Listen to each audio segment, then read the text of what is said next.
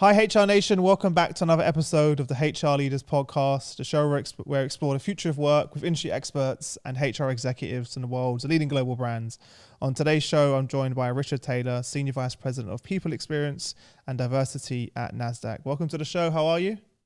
Thank you. I'm excellent. Thank you so much, Chris. Before we get in, you've got to tell everyone about the background. Bearing in mind there's people listening as well, we can explain the background. Your Zoom background is pretty interesting. So I'm on Zoom, as most people on video can see, and this is our vision as a people team. So we're not HR at Nasdaq, we're the people team. We're the people at Nasdaq team, and this is our vision statement: is that we ensure Nasdaq is a destination employer where people fuel success. And that's our whole philosophy. You know, we're the people team. We make sure that people come first. People make products, people sell products, people service customers. It's all about the people. Love that. I just wanted to point that out because it's pretty cool. And why not use it? You know, you're having your interactions every day via Zoom. Why not have it there front, center, and present? Do the rest of the team have that as well? They do. And this was a big learning for us during the pandemic because we're all on video all the time, right? Even though we're now being to come back to the office. And we realized, the people team realized this ahead of the rest of the company.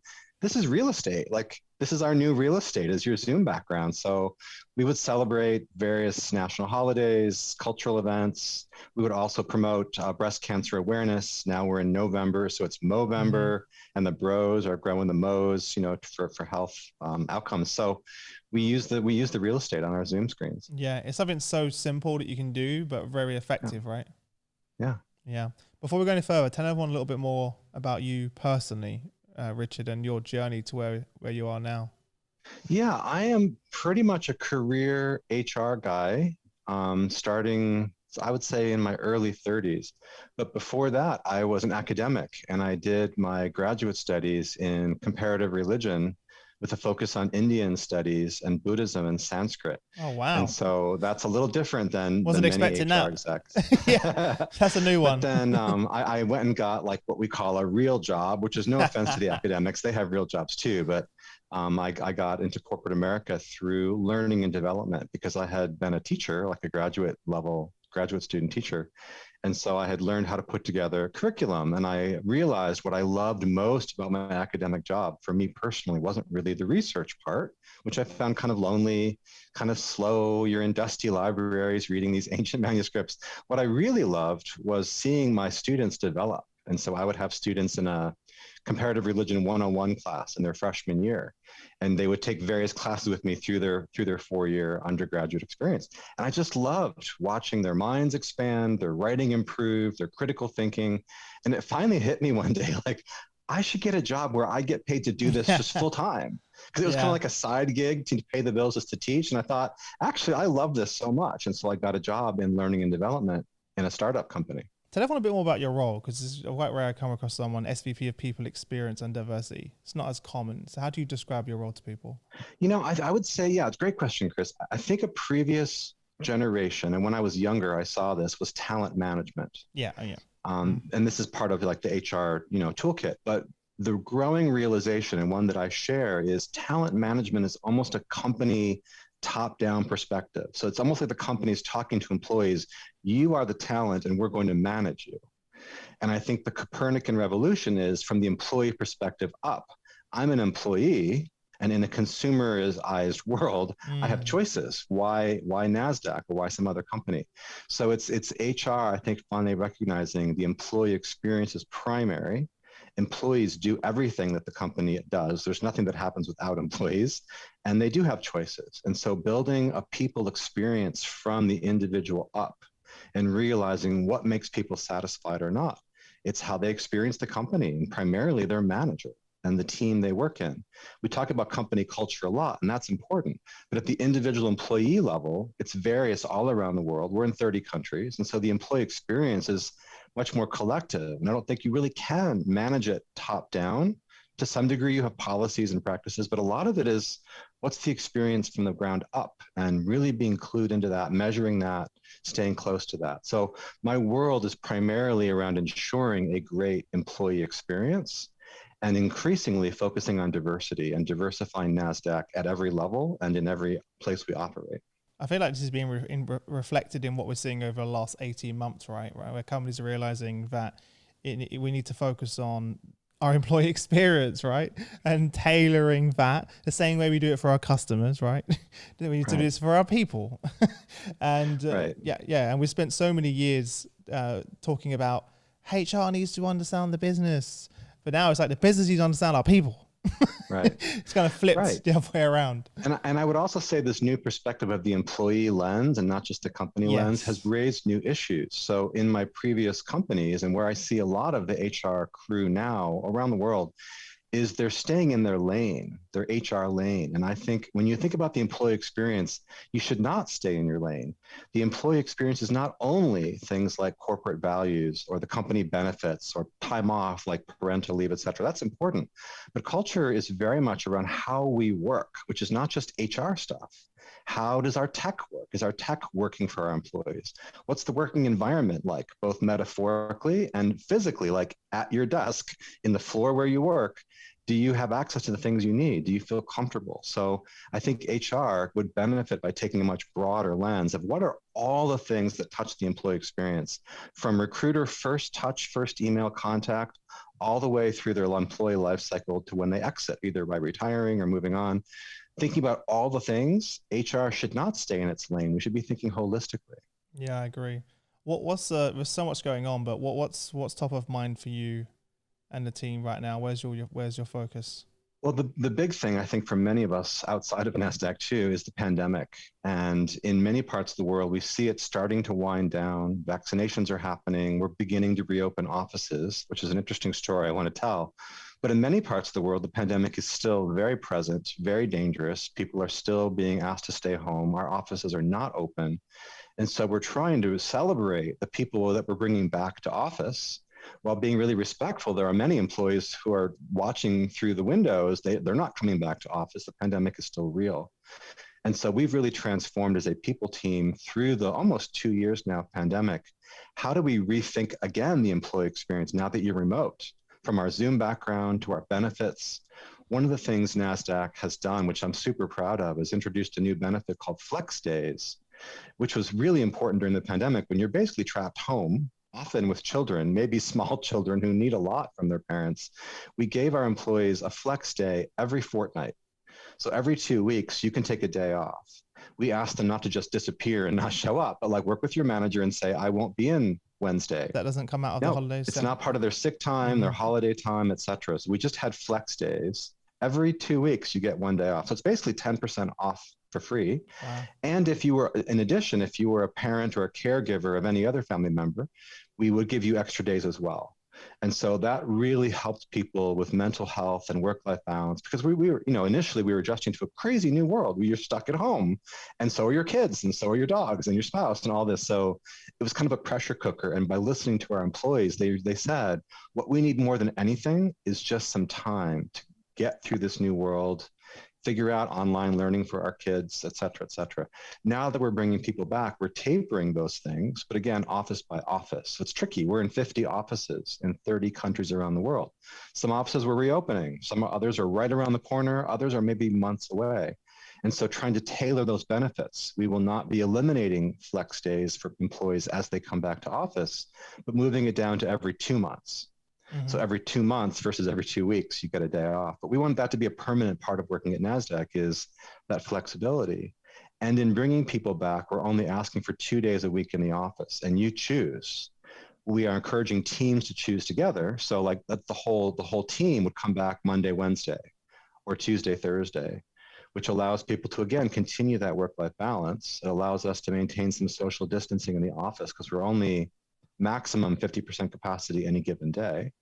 And this has all been driven by the HR team, along with our facilities and real estate folks, to collaborate on 50 offices, one by one by one. What are the facts on the ground in terms of health outcomes?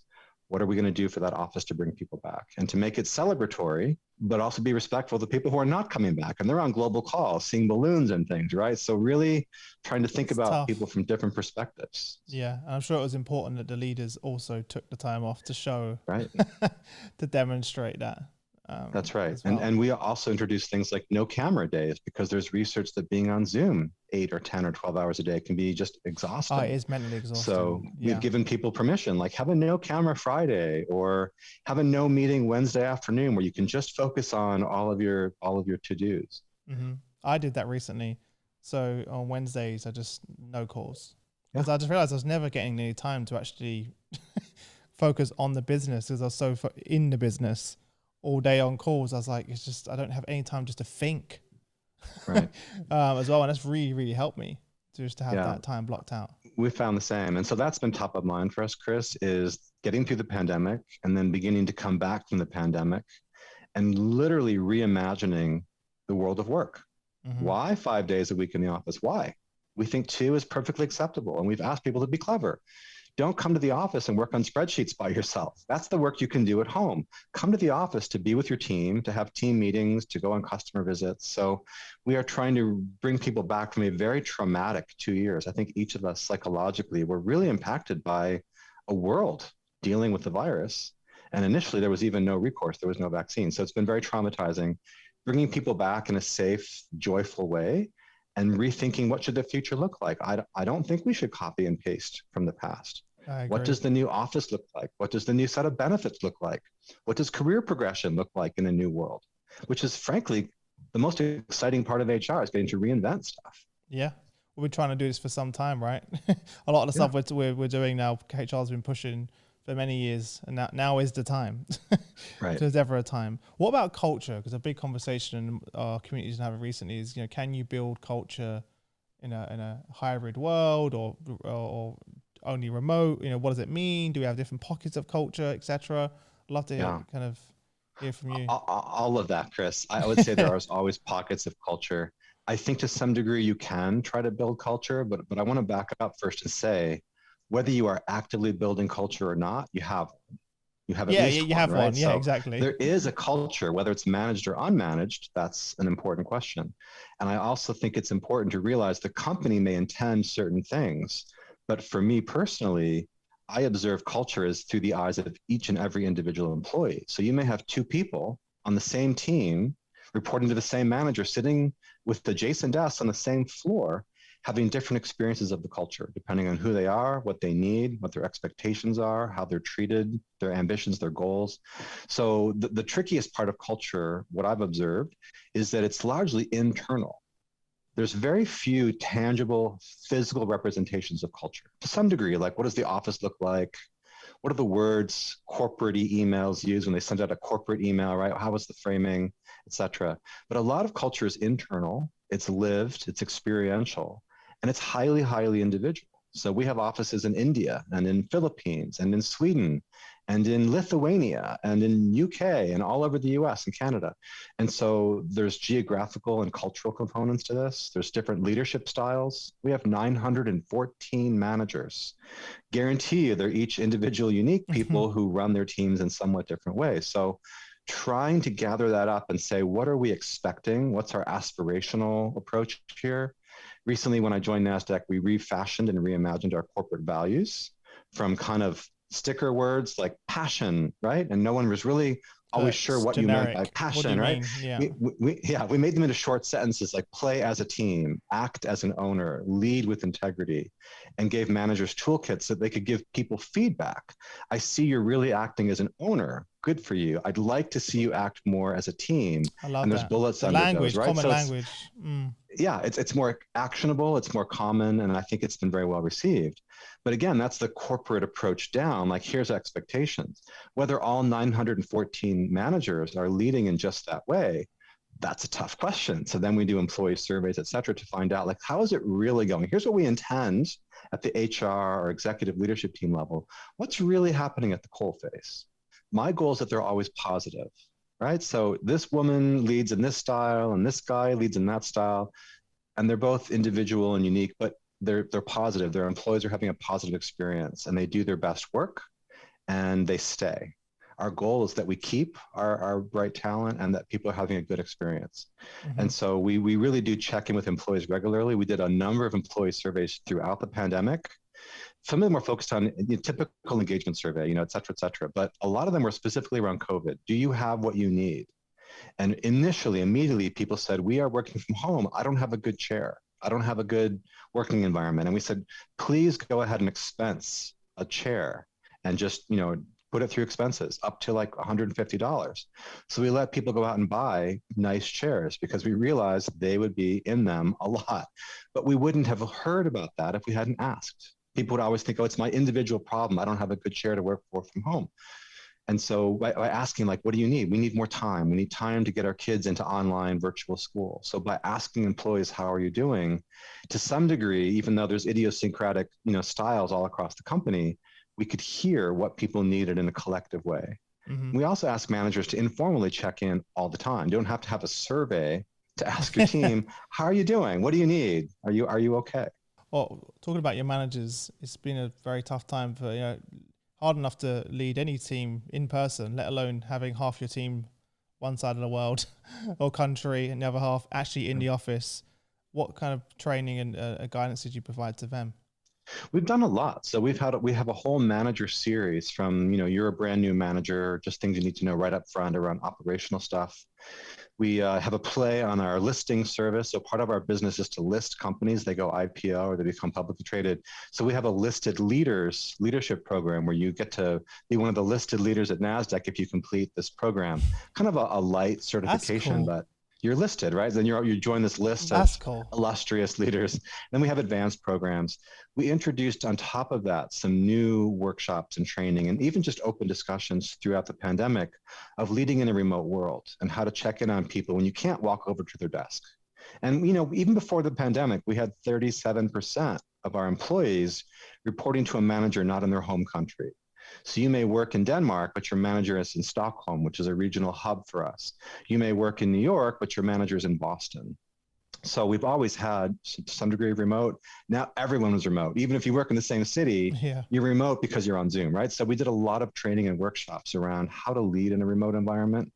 But in addition, we had every 2 weeks, just an online manager series, basically dial in.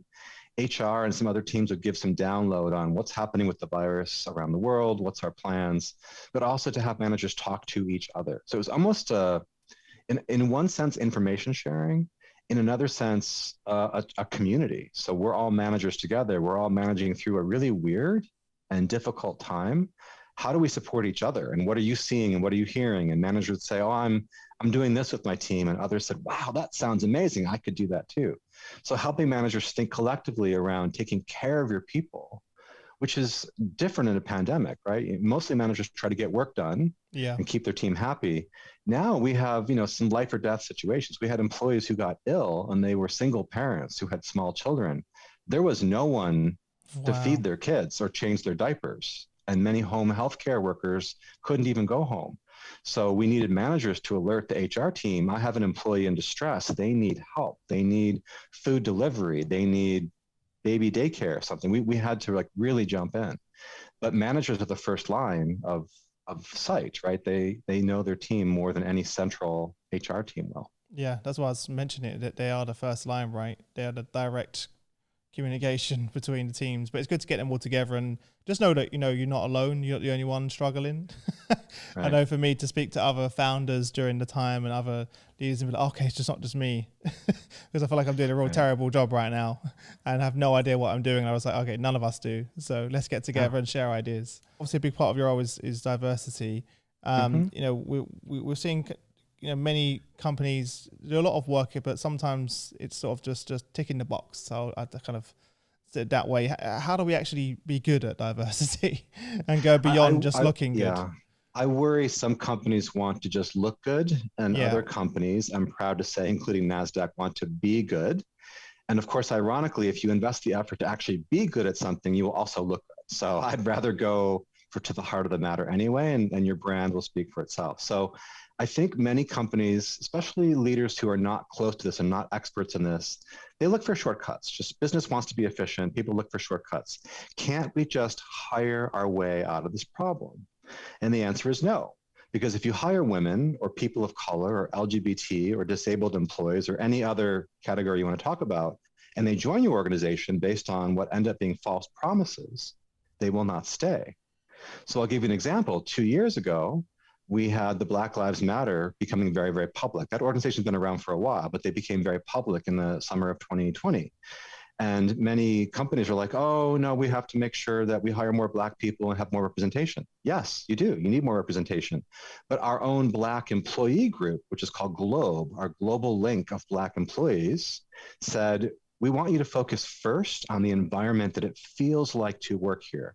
Make it a great experience to be a Black employee, and then go recruit more. Right? Otherwise, they're not going to stay. Now, I'm glad to say it's not like we had some horrible experience for our Black employees, but we really listened to them. Again, we met with them, we surveyed them, we had our executives actually sponsoring that employee network.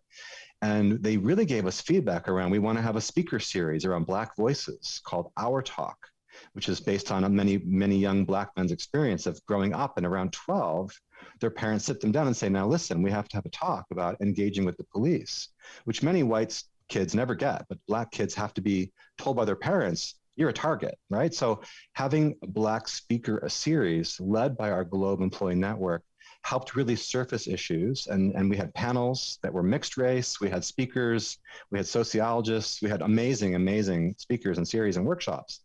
But it really emphasized that Nasdaq had to be a place where Black employees felt comfortable, felt included, felt they could speak up and be heard, which makes your recruiting efforts far more powerful. First of all, you're able to retain the people you recruit. But second of all, you can use employee stories to recruit as long as they're authentic. Here's what actual Black employees are experiencing, and it's positive. Wouldn't you like to come join us? So using ambassador programs, using employee stories with their permission as a kind of recruitment material. And we even have our Black employees, Hispanic employees, LGBT, you name it, helping the recruiting team go out and do the recruiting. They will go to conferences and join the booth. They'll go to campus and meet with students on campus. So having a highly engaged employee base allows you to say with certainty, our company is a good experience for someone like you, whatever that may be, female, using a wheelchair, et cetera, and makes it easier to attract people. Yeah. So I think you have to think about diversity and representation through two doors. One is the recruitment side, the other is retention. If you don't get both of them right, you're kind of having a revolving door. What does success look like for you then? How do you measure success? Well, I mean, the ultimate success in terms of diversity is representation. And we're not looking for some arbitrary goal. We're trying to reflect the communities we operate in. So an easy representational goal is gender. Turns out planet Earth is about 50-50 female and male. So we would like our organization to look about 50-50. It doesn't have to be every single department is precisely 50, right? Yeah. But we're looking for representational goals. Easier at the junior levels, harder at the mid-career, and very hard at the senior level. I don't mean hard like we can't do it. I mean, we're not starting from a good place. Very few CEOs are female around the world. Very few executive C-suite roles are female, et cetera. So our goal is representation that is reasonable given where we operate. Gender is an example.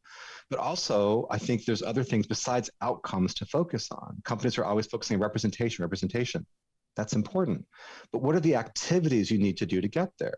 For instance, are you really recruiting diverse people to apply? And when they do apply, what's their candidate experience? And then looking at every stage of what we call the hiring funnel, right? So who's applying? Whose resume is getting screened and moving forward? Who's getting the recruiter phone screening call? Who's meeting with the manager? Who's called in for first round interview? Who's called in for second round interview? When you study your hiring funnel, you can say, oh, we're attracting quite a few women, but they're falling out of the funnel after the first interview. Why is that? And to really investigate. And I've learned things at Nasdaq and previous companies. You want to recruit more women, but your website is all a bunch of guys dressed in camouflage doing paintball. Cool, but there are some women from whom that won't apply. Maybe some will, but maybe not others. Or you're trying to recruit more women, but the entire interview committee is male, right? Or fill in the blank. Or you're trying to recruit more Black people, but all the interviewers are white and Asian. Is there any Black representation? If I'm a Black candidate, why would I find this an attractive place to join? So thinking through analyzing your hiring funnel, but also looking through every touch point with a candidate around what's their experience, what's their perception. Do you have public stories you can share? Do you have events for women in tech, or for Black coders, Black engineers, Black lawyers? Do you have something to show for it? Yeah. Otherwise, it's kind of called post and pray. You post a role and you hope somebody diverse applies. And I'm like, that's not a recipe for success. No, even the language that is used in the job ads, I see companies make some terrible. I think a few of those have been pointed out on LinkedIn and gone viral for, wait a minute, seriously, who wrote this? We license a tool called Textia, which really analyzes the language in your tool. And this is not from Nasdaq, but a previous company. Somebody was being clever and wrote a job ad. You know, we wrestle problems to the mat. We have a no holds bar. We take no prisoners. And it was very military language. I'm like, great, there are people who have a military background and they're going to resonate with that. But if you're trying to cast a wide net, maybe don't be so clever and try to appeal to more people. Yeah. I welcome our veteran applicants, right? But some people don't have a military experience and they don't want to wrestle problems to the mat. So Textia really helps. And we have 900 plus managers and they often are writing their own job descriptions. We just run it through this augmented language processing and say, you know, that language is more masculine or even more feminine. We're trying to appeal to lots of people and to really build that diverse hiring funnel. Yeah. And that is a skill because, you know, a lot of it's unconscious. That person's not thinking intentionally writing those things that way. We just don't even know how people will see that. Yeah. I want to jump into our quick fire round, which I do with every guest. I never tell anyone this is coming, so it kind of catches everyone off guard, which is fun.